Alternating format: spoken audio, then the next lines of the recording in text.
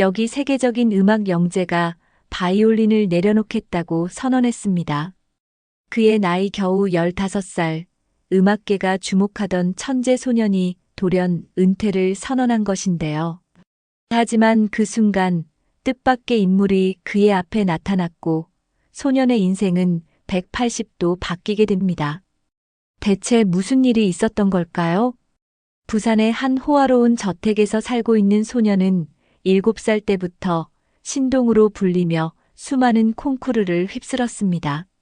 하지만 어느 날 그의 연습실에서 들려온 충격적인 소리. 더 이상 못하겠어요. 소년의 절규였습니다.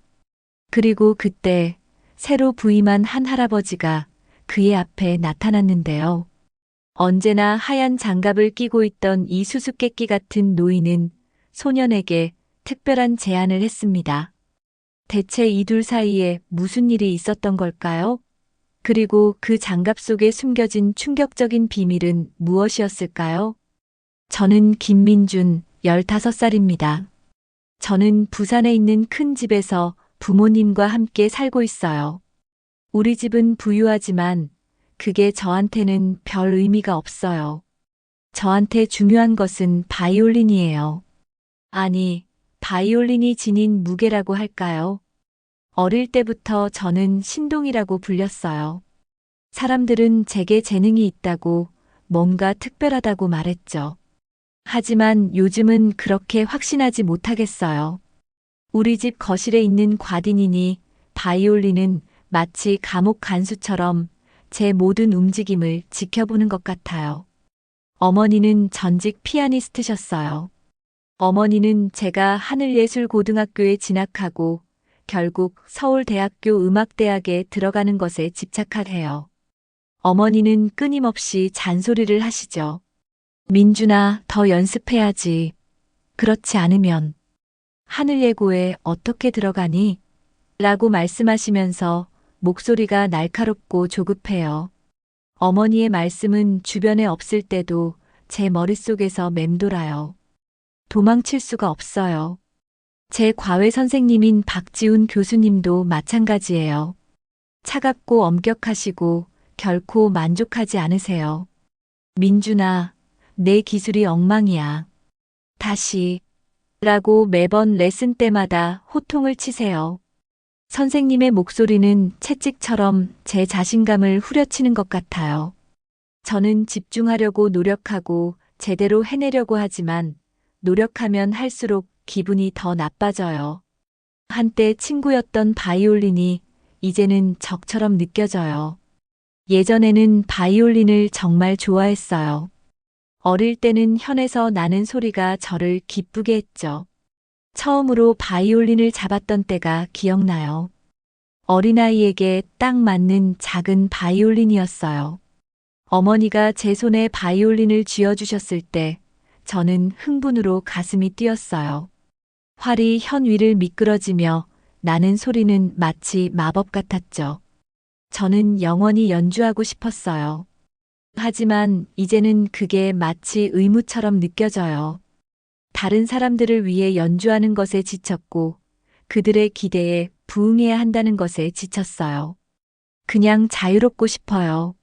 압박에서 벗어나고 내가 충분히 좋지 않다는 끊임없는 상기에서 벗어나고 싶어요. 하지만 자유는 먼 꿈처럼 느껴져요. 매일 똑같아요. 일어나서 학교에 가고 집에 와서 연습해요. 제 삶은 바이올린을 중심으로 돌아가요. 친구들은 이해하지 못해요. 그들은 축구를 하고 비디오 게임을 하지만 저는 그럴 시간이 없어요. 어머니는 제가 미래에 집중해야 한다고 말씀하세요. 민준아, 내게는 재능이 있어. 그걸 낭비하지 말아라 라고 하시죠. 하지만 가끔은 그게 정말 재능인지 아니면 저주인지 의문이 들어요. 어느 날 저녁 박지훈 교수님과의 특히 힘든 레슨이 끝난 후 저는 방에 앉아 바이올린 케이스를 바라보고 있었어요. 아름다운 케이스예요. 광이 나는 나무로 만들어졌고 벨벳 안감이 들어있죠.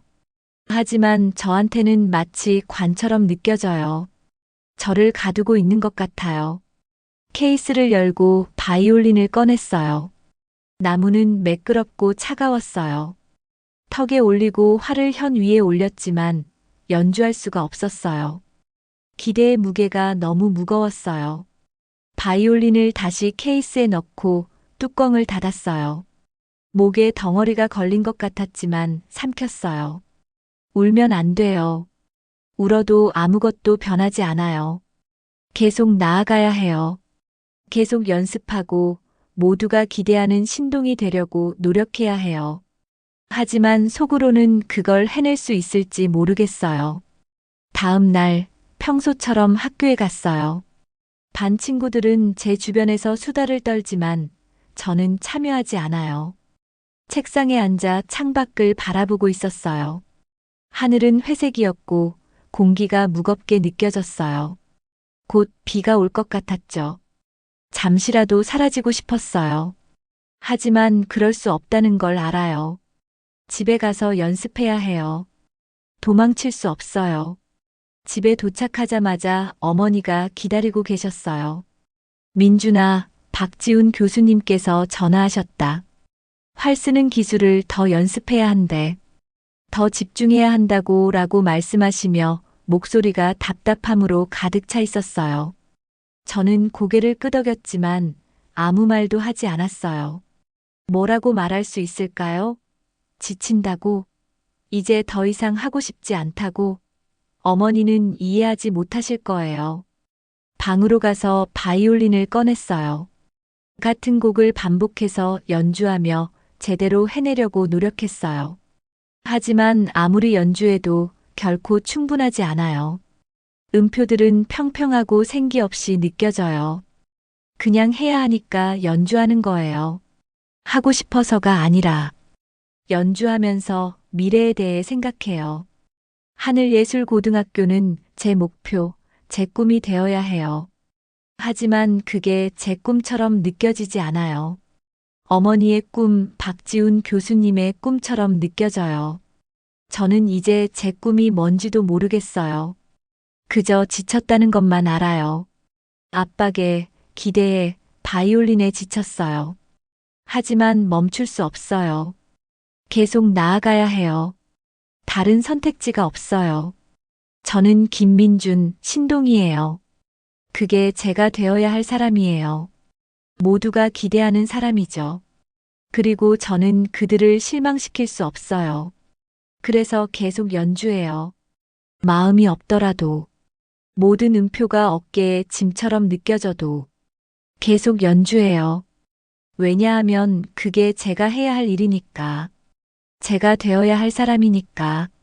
하지만 속으로는 이보다 더 큰 삶이 있을지 궁금해요. 기술과 완벽함을 넘어서는 음악이 있을지 궁금해요.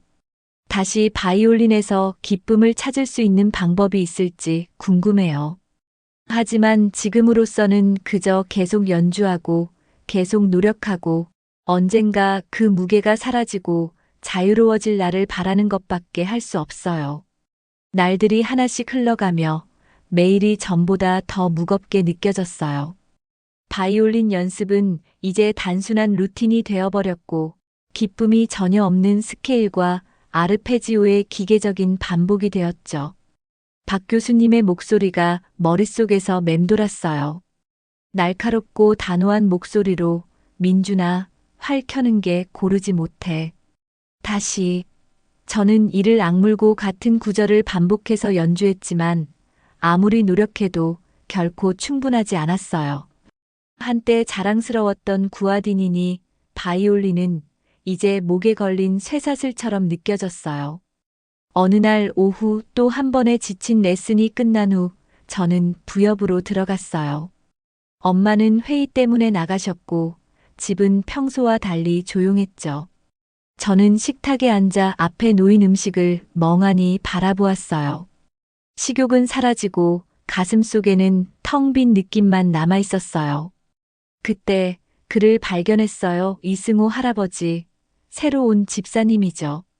그는 온화한 태도를 가진 노인이었고 흰 머리는 깔끔하게 빗어 넘겼으며 따뜻하지만 어딘가 먼 곳을 바라보는 듯한 눈빛을 가지고 있었어요.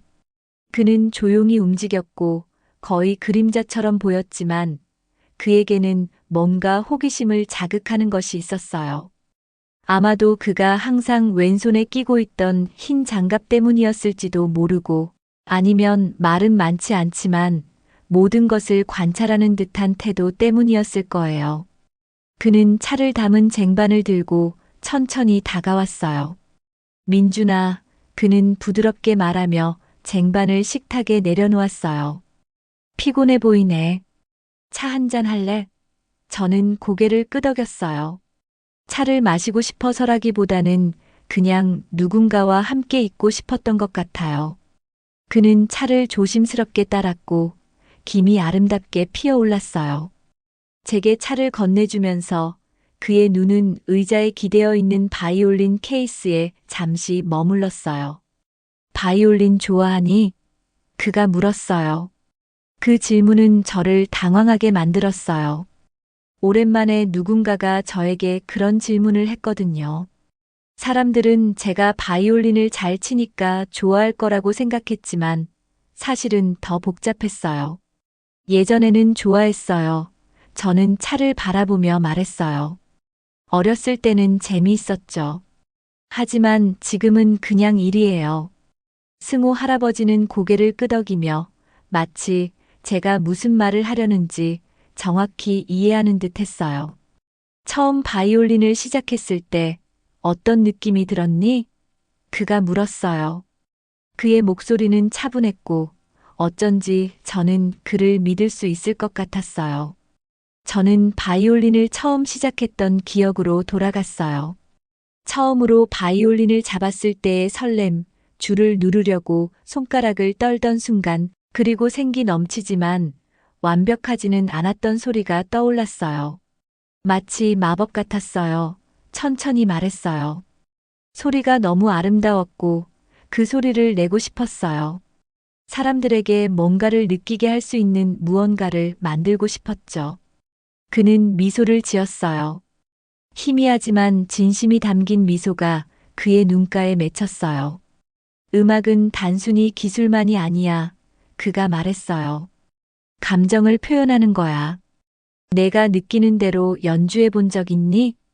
저는 고개를 저으며 그가 무슨 말을 하는지 잘 이해하지 못했어요. 박 교수님은 제가 기본을 마스터한 후에야 감정을 표현할 수 있다고 하셨어요. 기술에 집중하라고 하셨죠. 승호 할아버지는 고개를 저었어요. 기술은 중요하지만 그건 단지 도구일 뿐이야. 음악의 핵심은 감정이야. 감정이 없으면 음표는 그냥 빈소리일 뿐이지.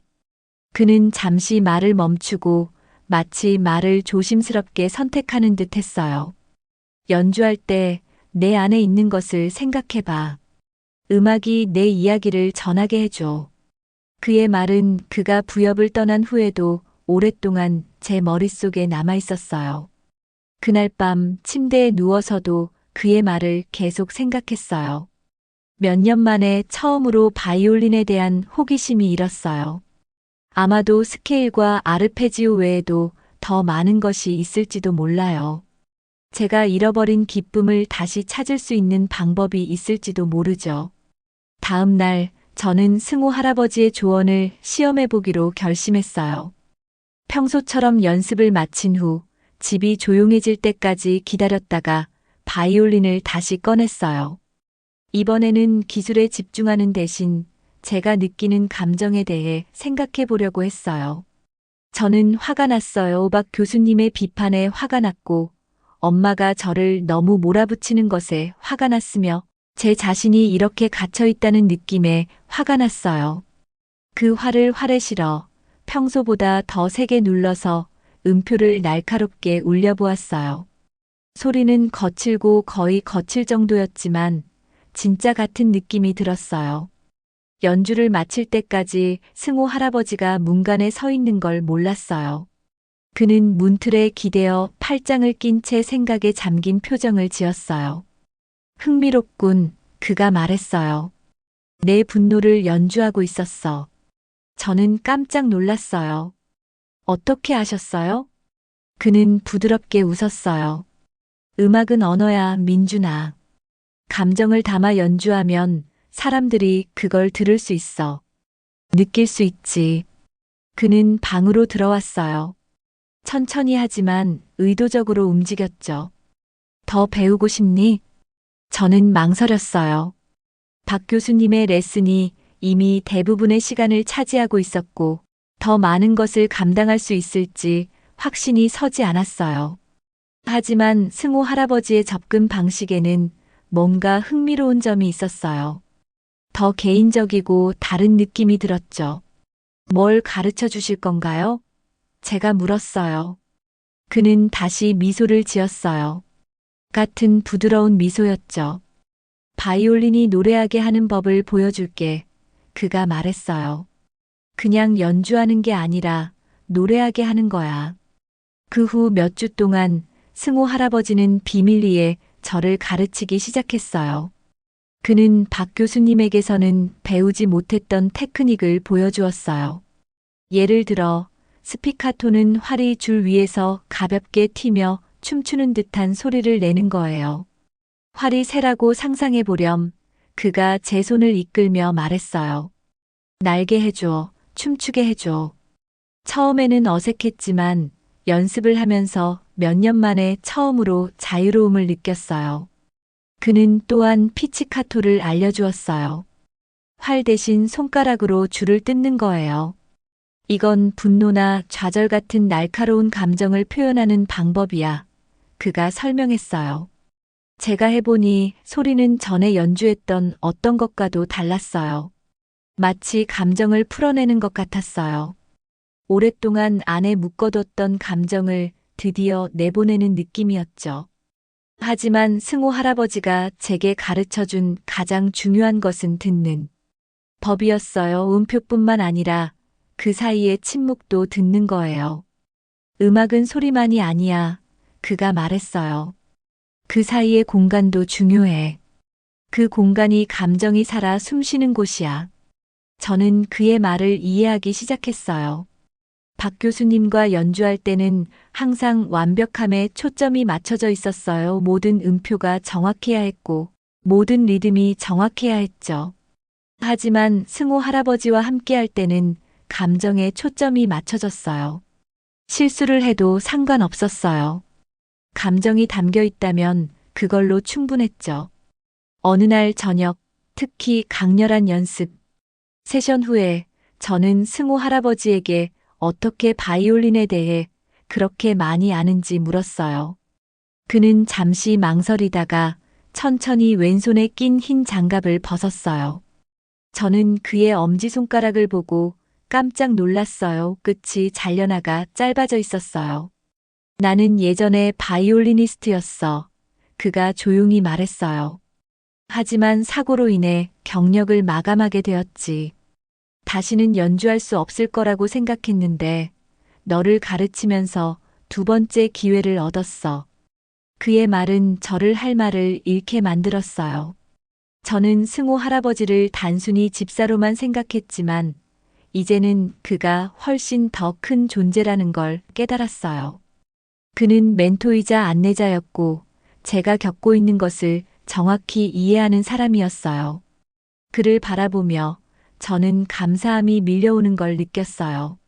오랜만에 저는 혼자가 아니라는 느낌을 받았어요. 승호 할아버지는 음악이 단순히 기술만이 아니라 제 자신을 표현하고 제 이야기를 전하는 방법이라는 걸 보여주었어요. 그리고 그의 도움으로 저는 다시 제 목소리를 찾기 시작했어요. 날들이 점점 흐려지기 시작했어요. 매일 똑같은 일상이 반복되었죠. 학교, 연습, 저녁 식사, 그리고 또다시 연습. 제 삶은 마치 끝없는 압박과 지침의 연속인 것 같았어요. 하지만 그때 뭔가가 바뀌기 시작했어요. 아주 작은 변화부터 시작되었죠. 마치 짙은 안개 사이로 비치는 첫 햇살처럼 거의 알아챌 수 없을 정도로 말이에요. 승호 할아버지가 비밀리 저를 가르치기 시작하셨고 매 수업마다 제 안에 있던 작은 조각들이 하나씩 되살아나는 느낌이 들었어요. 어느 날 저녁 박 교수님과의 또 다른 힘든 연습을 마친 후 저는 침대 가장자리에 앉아 방 구석에 놓인 바이올린 케이스를 바라보고 있었어요. 케이스를 열고 싶지 않았어요. 연주하고 싶지도 않았죠. 하지만 그때 승호 할아버지의 말씀이 떠올랐어요. 음악은 단순히 기술만이 아니야. 감정을 표현하는 거야. 저는 깊은 숨을 내쉬고 케이스로 걸어가 열었어요. 구아디니니 바이올린이 침대 옆 램프의 부드러운 빛 아래에서 반짝였어요. 바이올린을 들어 올리며 손에 익숙한 무게감을 느꼈고 연주를 시작했어요. 처음엔 음표들이 망설이고 불안정했어요. 하지만 그때 승호 할아버지가 가르쳐 주신 것이 떠올랐어요. 그는 저에게 스피카토라는 활이 현 위에서 튀는 듯한 기법을 알려주셨죠. 이 기법은 바이올린 소리를 유쾌하고 생기 있게 만들어줬어요. 활이 현 위에서 춤을 추는 것처럼 상상해 보라고 하시며 제 손을 이끌어 주셨죠. 저는 눈을 감고 활이 춤추도록 내버려뒀어요. 음표들이 살아나며 마치 놀고 있는 아이처럼 깡충거렸어요. 몇 년 만에 처음으로 연주하면서 기쁨의 불꽃을 느꼈어요. 저는 거기서 멈추지 않았어요. 승호 할아버지는 피치카토도 알려주셨는데 이건 손가락으로 현을 뜯는 기법이에요. 이건 분노나 좌절을 표현하는 방법이야 라고 설명해 주셨죠. 저도 해봤어요. 현을 날카롭고 빠르게 뜯어냈어요. 소리는 스타카토처럼 거의 거칠게 들렸지만 그건 마치 감정의 해방 같았어요. 연주하면서 어깨의 긴장이 풀리는 걸 느꼈고 하루의 스트레스가 사라지는 것 같았어요. 하지만 엄마와 박 교수님은 이 변화를 알아채지 못하셨어요. 그분들은 제 실수에만 집중하셨죠. 민준아, 활을 너무 세게 잡고 있잖아. 박 교수님은 레슨 중에 꾸짖으셨어요. 저는 승호 할아버지의 가르침에 대해 말하고 싶었지만 그분들은 이해하지 못하실 거라는 걸 알았어요. 그분들에게 음악은 정확성과 완벽함에 관한 것이었어요. 하지만 저에게는 점점 더 큰 의미가 되고 있었죠. 어느 날 오후 집에 혼자 남게 되었어요. 엄마는 심부름을 나가셨고 승호 할아버지는 정원에서 꽃을 돌보고 계셨어요. 저는 이 기회를 틈타 엄마의 감시나 박 교수님의 비판적인 귀 없이 연습을 했어요. 마음껏 연주했어요. 음악이 제 안을 통해 흘러나오도록 내버려뒀죠. 다양한 기법을 실험하며 스피카토와 피치카토를 섞어가며 음표들이 바다의 파도처럼 오르락 내리락 하도록 했어요. 연주하면서 어린 시절을 떠올렸어요. 바이올린이 부담이 아니라 기쁨의 원천이었던 시절 말이에요. 처음 바이올린을 잡았을 때를 기억했어요. 손에 얼마나 작게 느껴졌는지, 소리가 얼마나 마법 같았는지 말이에요. 제가 했던 연주들, 박수갈채, 엄마의 눈에 비친 자부심도 떠올랐어요. 하지만 무엇보다도 음악이 제게 주었던 그 느낌을 기억했어요. 생기 넘치고 자유롭고 경이로움으로 가득 찬 그 느낌 말이에요. 시간이 얼마나 지났는지 깨달은 건 뒤에서 살짝 박수 소리가 들렸을 때였어요. 뒤를 돌아보니 승호 할아버지가 문간에 서 계시며 미소를 지으셨어요. 정말 아름다웠어. 민준아 하시며 말씀하셨어요. 이제 조금씩 이해가 되는구나. 그 말씀을 들으니 온몸에 따뜻함이 퍼지는 느낌이었어요. 오랜만에 스스로에게 자부심을 느꼈어요. 하지만 여전히 의심이 드는 부분도 있었죠. 만약에 제가 그들의 기대에 미치지 못하면 어쩌죠?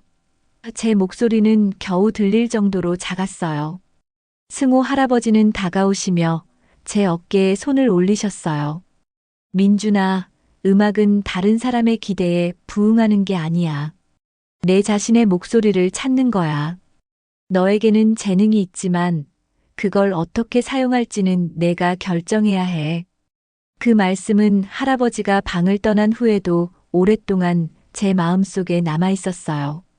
연습할 때, 연주할 때, 밤에 침대에 누워 천장을 바라볼 때도 그 말을 생각했어요.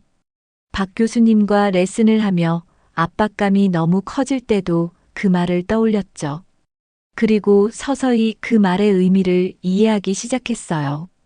음악은 단순히 기술이나 완벽함에 관한 것이 아니었어요. 표현이었고, 이야기를 전하는 것이었고, 제 안에 더 깊은 곳과 연결되는 것이었어요. 그리고 제가 연주하는 매 음표마다 그 진실에 한 발짝 더 다가가는 느낌이 들었어요. 하지만 이 여정이 쉽지만은 않았어요. 압박감이 너무 커져서 기대의 무게가 저를 짓누르는 날들도 있었어요. 그런 날들엔 방으로 들어가 문을 닫고 연주했어요. 음악이 저를 데려가도록 내버려뒀죠. 제가 처음 바이올린을 시작한 이유를 떠올리게 해줬어요. 그 모든 순간들 속에서 승호 할아버지는 저를 이끌어주고 격려해주고 음악이 가져다 줄 수 있는 기쁨을 상기시켜 주셨어요. 그는 단순한 멘토를 넘어 친구이자 비밀을 털어놓을 수 있는 사람이 되셨어요. 그 누구보다도 저를 이해해 주시는 분이셨죠. 주가 지나고 달이 바뀌면서 저는 제 안에서 변화를 느끼기 시작했어요. 여전히 같은 민준이었지만 걸음걸이에 가벼움이 생겼고 눈빛에 새로운 반짝임이 생겼어요. 음악의 기쁨을 다시 찾아가고 있었고 그와 함께 제 안의 한 부분도 되찾고 있었어요. 그동안 영원히 잃어버린 줄 알았던 부분 말이에요. 하지만 여정이 아직 끝나지 않았다는 걸 알았어요. 아직도 넘어야 할 산들이 많았고 극복해야 할 장애물들이 있었어요. 하지만 오랜만에 그걸 맞이할 준비가 된 것 같았어요. 승호 할아버지가 곁에 계시고 제 마음속에 음악이 있는 한 길을 찾을 수 있을 거라고 믿었어요. 그래서 저는 계속 연주했고 계속 연습했고 그렇게 찾기 어려운 기쁨을 계속 찾아 나갔어요. 그리고 매 음표, 매 멜로디, 매 연결의 순간마다 저는 더 강해지고 더 탄력적이고 더 생기 넘치는 느낌을 받았어요. 바이올린은 이제 단순한 악기가 아니었어요. 제 일부가 되어버렸죠. 그리고 그것을 통해 저는 제 자신에게로 돌아가는 길을 찾고 있었어요. 날씨가 점점 쌀쌀해지면서 가을 공기가 집 안까지 스며들었어요. 저는 승호 할아버지와 더 많은 시간을 보내며 바이올린을 연주하는 법뿐만 아니라 그 감정을 느끼는 법도 배우고 있었어요. 할아버지의 레슨은 박 교수님의 레슨과는 달랐어요. 모든 음을 완벽하게 연주하거나 활을 정확한 각도로 잡는 것에 대한 것이 아니었죠. 대신 음악이 강물처럼 내 안을 흐르도록 하는 것에 대한 것이었어요. 할아버지가 말씀하시던 음악은 단순히 기술이 아니라 감정을 표현하는 것이라는 말의 의미를 조금씩 이해하기 시작했어요. 하지만 비밀 레슨을 즐기면서도 저는 승호 할아버지가 숨기고 있는 무언가가 있다는 느낌을 지울 수 없었어요. 할아버지는 항상 왼손에 하얀 장갑을 끼고 계셨고 과거에 대해 이야기하지 않으셨어요. 제가 물어보면 그저 미소를 지으시며 화제를 돌리셨죠. 마치 중요한 무언가를 숨기고 있는 것 같았어요. 어느 날 저녁 박 교수님과의 힘든 레슨이 끝난 후 저는 부엌으로 들어갔어요. 활을 너무 세게 잡아서 손이 아팠고 끊임없는 비판에 머리가 지끈거렸어요. 식탁에 앉아 앞에 놓인 음식을 바라보고 있었지만 식욕이 전혀 없었어요. 그때 거실에서 큰 소리가 들려왔어요. 엄마와 승호 할아버지가 말다툼을 하고 계셨어요. 저는 소리를 내지 않으려고 조심스럽게 다가가 귀를 기울였어요. 당신은 그냥 집사일 뿐이에요. 엄마가 화를 내며 말했어요. 민준이의 음악에 간섭하지 마세요. 그는 당신의 도움이 필요 없어요. 잠시 정적이 흘렀고 이어서 승호 할아버지의 차분한 목소리가 들려왔어요. 음악은 직책이나 역할에 관한 것이 아니에요. 마음에 관한 거예요. 민준이는 다른 사람들이 정해놓은 길을 따르는 게 아니라 자신의 목소리를 찾아야 해요. 엄마는 비웃었어요. 그의 목소리. 민준이는 신동이에요. 그는 아무것도 찾을 필요가 없어요. 그냥 더 연습하고 기술을 완벽하게 다듬기만 하면 돼요. 목이 메는 느낌이 들었어요. 엄마의 말이 상처가 됐지만 승호 할아버지의 대답은 이상하게도 저를 위로해주는 느낌이었어요. 할아버지는 다른 누구보다도 저를 이해하시는 것 같았어요. 하지만 왜일까요? 할아버지는 음악, 바이올린에 대해 뭘 아시는 걸까요? 왜 다른 사람들과는 그렇게 다르신 걸까요? 말다툼이 끝난 후 저는 정원에서 오래된 감나무 아래 벤치에 앉아 계신 승호 할아버지를 찾았어요. 달빛이 할아버지의 얼굴을 부드럽게 비추고 있었고 저는 처음으로 할아버지의 얼굴에 새겨진 주름과 눈에 비친 피로를 보았어요. 할아버지는 제가 다가가는 걸 보시고 옆자리를 가리키며 말씀하셨어요. 앉아라, 민준아. 할아버지가 부드럽게 말씀하셨어요. 무슨 생각이 있는 것 같구나. 저는 망설이다가 앉았어요. 할아버지는 바이올린에 대해 어떻게 그렇게 많이 아시는 거예요? 제 목소리는 간신히 들릴 정도로 작았어요. 할아버지는 그냥 집사가 아니시죠? 할아버지는 즉시 대답하지 않으셨어요. 대신 땅을 바라보시며 무릎 위에 올려놓은 장갑 낀 손을 내려다보셨어요.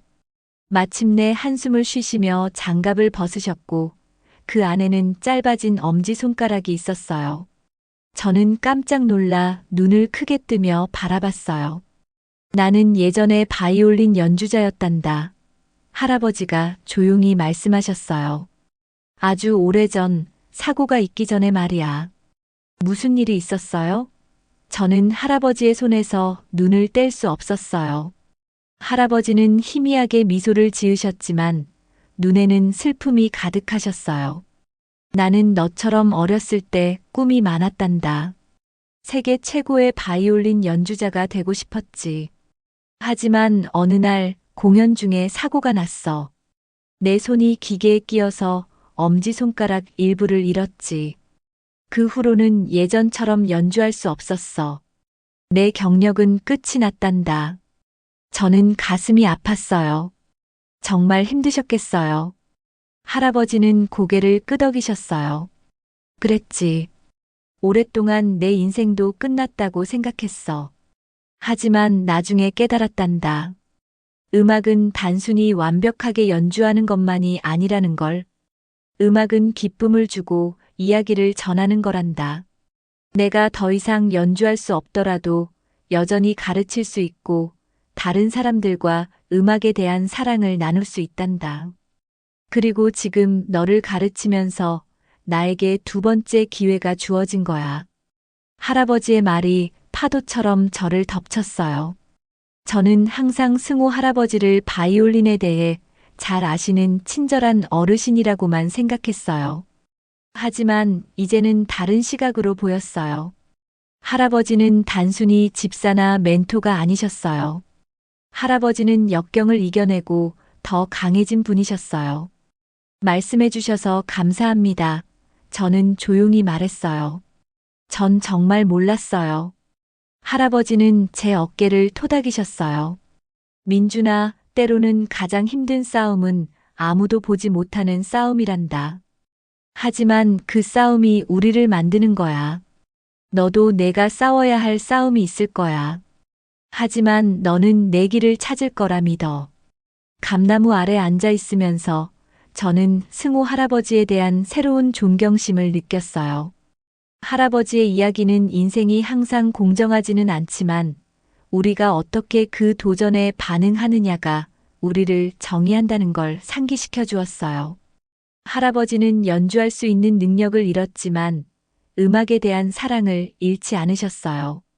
그리고 이제 그 사랑을 저에게 전해주고 계셨죠. 다음 날 저는 바이올린을 대하는 마음가짐이 달라졌어요. 기술적인 부분에 집중하는 대신 승호 할아버지의 말씀을 떠올렸어요. 눈을 감고 감정이 손가락을 이끌도록 했어요. 흘러나온 음악은 거칠고 불완전했지만 진짜 제 음악이었어요. 제 자신이었죠. 연주를 마치고 고개를 들자 승호 할아버지가 문간에 서 계시며 자랑스러운 미소를 지으시는 걸 보았어요. 그거야, 할아버지가 말씀하셨어요. 정말 아름답구나. 오랜만에 희망의 빛이 보이는 것 같았어요. 어쩌면 완벽할 필요는 없을지도 몰라요. 그냥 제 자신이면 되는 거예요. 그리고 승호 할아버지가 곁에 계시니 어떤 도전이 닥쳐도 이겨낼 수 있을 것 같아요. 승호 할아버지가 과거에 대해 이야기한 후의 날들은 마치 전환점 같은 느낌이었어요. 할아버지의 말씀, 그렇게 많은 것을 잃으셨음에도 여전히 음악을 마음속에 간직하셨던 이야기가 자꾸만 떠올랐어요. 그 이야기를 들으면서 저는 바이올린을 마치 짐처럼 여기고 있었다는 걸 깨달았어요. 다른 사람들의 기대 때문에 어쩔 수 없이 해야만 하는 일이라고 생각했던 거죠. 하지만 이제는 제 자신을 위해 연주하고 싶어졌어요. 승호 할아버지가 제게 보여주려고 했던 그 기쁨과 자유를 느끼고 싶었어요. 박 교수님과의 다음 레슨에서 저는 뭔가 다른 것을 해보기로 결심했어요. 더 이상 교수님의 지시를 그저 따르기만 하고 싶지 않았어요. 완벽하지 않더라도 제가 느끼는 대로 연주하고 싶었어요. 연습실에 서서 구아디니니 바이올린을 들고 깊은 숨을 내쉬며 눈을 감았어요.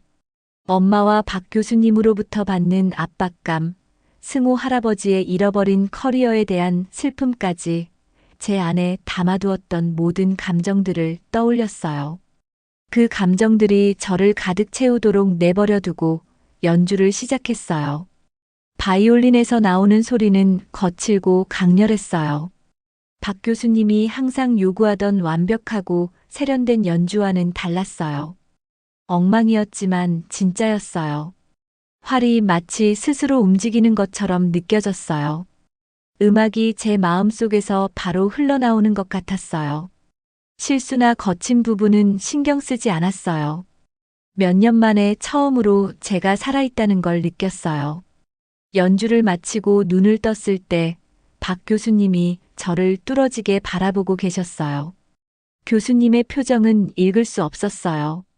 잠시 동안 교수님이 제가 무모하게 연주했다고 화를 내실 것 같았어요. 하지만 대신 교수님은 그냥 서서 팔을 꼬고 저를 파악하려는 듯 눈을 가늘게 뜨고 계셨어요. 민준아, 교수님이 마침내 말씀하셨어요. 목소리는 낮고 차분했어요. 그게 뭐였니? 저는 망설이며 어떻게 설명해야 할지 몰랐어요. 제가 느끼는 대로 연주해보고 싶었어요. 교수님이 가르쳐 주신 대로만 하지 않고요. 박 교수님은 한동안 아무 말도 하지 않으셨어요. 그저 저를 계속 바라보시며 얼굴은 단호하고 굳어 있었어요. 저는 기술과 훈련에 집중해야 한다는 비판이나 잔소리를 들을 준비를 했어요. 하지만 그런 말은 없었어요.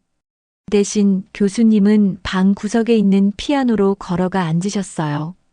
다시 연주해 보렴, 교수님이 말씀하시며 손가락을 피아노 건반 위에 가볍게 올려두셨어요. 이번에는 내가 반주해 줄게. 저는 깜짝 놀랐어요. 박 교수님이 저를 반주해 주신 적은 없었어요. 항상 제 실수를 바로잡기 위해 혼자 연주하라고 하셨죠. 하지만 이제 교수님이 저와 함께 연주해 주시겠다고 하셨어요. 어떻게 받아들여야 할지 몰랐지만 이 기회를 놓치고 싶지는 않았어요. 저는 바이올린을 어깨에 올리고 다시 눈을 감았어요. 이번에는 연주를 시작하자마자 피아노의 부드러운 음이 바이올린 멜로디와 어우러지며 따라오는 걸 들을 수 있었어요. 마치 대화를 나누는 것 같았어요. 피아노가 제가 음악에 쏟아붓는 감정에 반응하는 것처럼 느껴졌어요. 방 안의 긴장감이 서서히 사라지고 기대치로 만들어진 단단한 벽이 무너지는 것 같았어요. 연주를 마치고 박 교수님이 저를 봐주셨어요. 거의 존경에 가까운 눈빛이었어요. 그건 좀 달랐어. 교수님이 천천히 말씀하셨어요. 하지만 나쁘지 않았어. 민준아, 너에게는 잠재력이 있어. 하지만 그 감정을 더 통제된 무언가로 이끌어내는 법을 배워야 해. 저는 고개를 끄덕이며 이상한 안도감을 느꼈어요. 제가 바라던 칭찬은 아니었지만 시작이었어요. 처음으로 박 교수님이 저를 단순한 학생이 아니라 한 명의 음악가로 보고 계신다는 느낌이 들었어요. 레슨이 끝나고 저는 승호 할아버지를 찾아갔어요. 할아버지는 정원에서 장갑을 끼고 꽃들을 돌보고 계셨어요. 저를 보시며 할아버지는 미소를 지으셨어요. 어떻게 됐니? 할아버지가 물으셨어요. 좀 달랐어요. 제가 할아버지 옆 벤치에 앉으며 말했어요. 제가 느끼는 대로 연주했는데 박 교수님이 진짜로 들어주셨어요. 피아노로 반주까지 해주시더라고요. 승호 할아버지의 미소가 더 커졌어요. 잘됐다, 민준아. 음악은 연결에 관한 거야. 다른 사람들과 내 마음을 나누는 거지. 감정을 담아 연주하면 사람들이 그걸 느낄 수 있어. 그게 바로 음악의 힘이야. 저는 고개를 끄덕이며 가슴 속에 따뜻함이 퍼지는 걸 느꼈어요. 오랜만에 제가 올바른 길 위에 있다는 느낌이 들었어요. 이 길이 어디로 이어질지는 몰랐지만 저는 그걸 찾아 나설 준비가 되어 있었어요. 그날 밤 저는 혼자 연습을 하며 다양한 테크닉과 스타일을 시도해 봤어요. 스피카토를 다시 시도해 보며 활이 현 위에서 가볍게 튀도록 해서 장난스럽고 춤추는 듯한 소리를 만들어냈어요. 그리고 피치카토로 바꿔서 손가락으로 현을 뜯어내며 날카롭고 스타카토 같은 음을 만들어냈어요. 마치 억눌렸던 에너지를 방출하는 것 같았어요. 악보 없이도 연주해봤어요. 그냥 제 손가락이 스스로 음을 찾아가도록 내버려뒀죠. 완벽하지는 않았지만 제 것이었어요. 그리고 처음으로 진짜 음악을 만들고 있다는 느낌이 들었어요. 연주를 하면서 저는 승호 할아버지와 그의 이야기를 떠올렸어요. 할아버지가 그렇게 많은 것을 잃으셨음에도 여전히 음악을 마음속에 간직하셨던 걸 생각했어요. 저는 그 연결을 잃고 싶지 않다는 걸 깨달았어요. 다른 사람들의 기대가 제가 연주할 때 느끼는 기쁨을 잠식하게 두고 싶지 않았어요. 미래에 어떤 일이 있을지는 몰랐지만 한 가지는 확실했어요. 저는 이제 더 이상 우리 안에 갇혀 살지 않을 거예요. 자유를 찾을 준비가 되어 있었어요. 하늘예술고등학교 오디션 당일 아침은 마치 폭풍이 시작되는 것 같은 느낌이었어요. 제 배는 긴장으로 가득 차서 마치 제가 너무 세게 연주할 때의 바이올린 줄처럼 뒤틀리고 있었죠. 저는 일찍 일어났고 햇빛이 제 방 커튼 사이로 살짝 비치고 있었어요. 멀리서는 바다 소리가 들렸는데 그것은 제가 여전히 부산에 있다는, 제 여정이 시작된 그곳에 있다는 것을 상기시켜 주었어요. 하지만 오늘은 모든 것이 달라진 기분이 들었어요. 오늘은 저는 단지 엄마나 박 교수를 위해 연주하는 것이 아니었어요. 저는 저 자신을 위해 연주하고 있었죠. 저는 조심스럽게 옷을 입었어요. 엄마가 전날 밤 준비해둔 깔끔한 흰색 셔츠와 검은색 바지를 입었죠. 엄마는 그날 아침 평소와 달리 조용했어요. 평소의 잔소리 대신 긴장된 침묵이 자리하고 있었어요. 엄마도 긴장하고 있다는 걸 알 수 있었어요. 비록 그걸 인정하지는 않겠지만요. 제가 과디니니 바이올린을 들었을 때 그 무게가 손에 느껴졌어요. 이번에는 부담이 아니라 제가 겪어온 모든 것에 대한 상기였죠. 승호 할아버지는 거실에서 저를 기다리고 계셨어요. 엄마가 집에 있으라고 설득했음에도 불구하고 할아버지는 꼭 같이 가겠다고 하셨죠. 민준이는 모든 지원이 필요하다라고 단호하게 말씀하셨죠. 제가 방에 들어갔을 때 할아버지는 저에게 작은 격려의 미소를 지어주셨어요. 기억해라, 할아버지는 부드럽게 말씀하셨어요. 음악은 완벽함에 관한 것이 아니다. 내 이야기를 하는 것이다. 오디션장으로 가는 차 안은 조용했어요. 엄마가 운전을 하셨고 손은 핸들을 꽉 잡고 계셨어요. 승호 할아버지는 뒤에서 저와 함께 앉아 계셨는데 할아버지의 존재는 안정감을 주었죠. 저는 창밖을 바라보며 도시가 색과 형태의 흐름 속로 지나가는 것을 보았어요. 제 마음은 지난 몇 달간의 시간으로 계속 돌아갔어요. 연습했던 시간들, 좌절, 승호 할아버지의 도움으로 다시 찾은 기쁨의 순간들. 할아버지가 가르쳐 주신 스피카토 테크닉, 활이 줄 위에서 춤을 추는 것 같은 그 느낌, 그리고 피치카토, 제 분노와 좌절을 끌어내는 그 기술에 대해 생각했어요. 무엇보다도 할아버지의 이야기, 그의 커리어를 끝내버린 그 사고와 음악을 사랑하는 새로운 방식을 찾아내셨던 그의 회복력에 대해 생각했죠. 오디션장에 도착했을 때 그 건물은 우리를 내려다보며 높은 유리창에 아침 햇살이 반짝이고 있었어요. 안쪽은 서늘했고 긴장감이 가득 차 있었죠.